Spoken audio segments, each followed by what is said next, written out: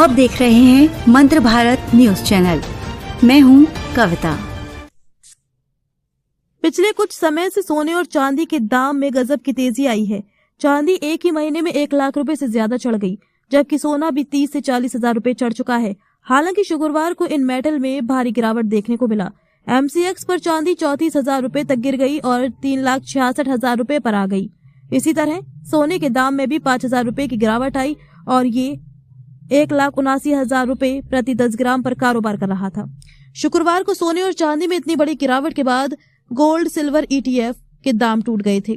Gold silver ETFs के rates में शुक्रवार को 14% तक की गिरावट आई। सोने चांदी और ETF में ये तगड़ी गिरावट मुनाफा वसूली के कारण आई है।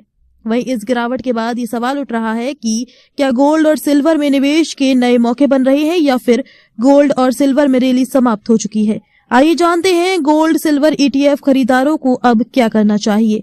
14% तक टूटे सिल्वर और gold ETFs। Zerodha silver ETF और SBI सिल्वर ETF 14% गिर गए, जबकि निप्पॉन इंडिया सिल्वर ETF 14% और कोटक सिल्वर ETF 12% तक टूट गए। गोल्ड ETF में निप्पॉन इंडिया गोल्ड ETF 10% गिर गया।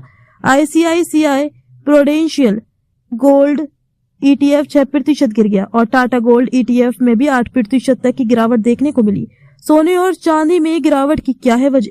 डोनाल्ड ट्रंप ने गुरुवार को कहा कि वे शुक्रवार को फेड चेयरमैन जेरोम पॉवेल की जगह अपने किसी पसंदीदा व्यक्ति को रखना चाहते हैं, जिसके बाद पूर्व फेड गवर्नर केविन वॉश को संभावित पसंद के रूप में सुझाया जाने लगा। जैसे ही ये बड़ा उलटफेर सामने आया, डॉलर में तेजी और सोने चांदी के दाम में भारी गिरावट आने लगी। ट्रंप के इस पोस्ट के बाद मुनाफा वसूली शुरू हुई और एक्सपर्ट्स ने भी निवेशकों को किसी भी खरीदारी से सतर्क रहने की सलाह दी है।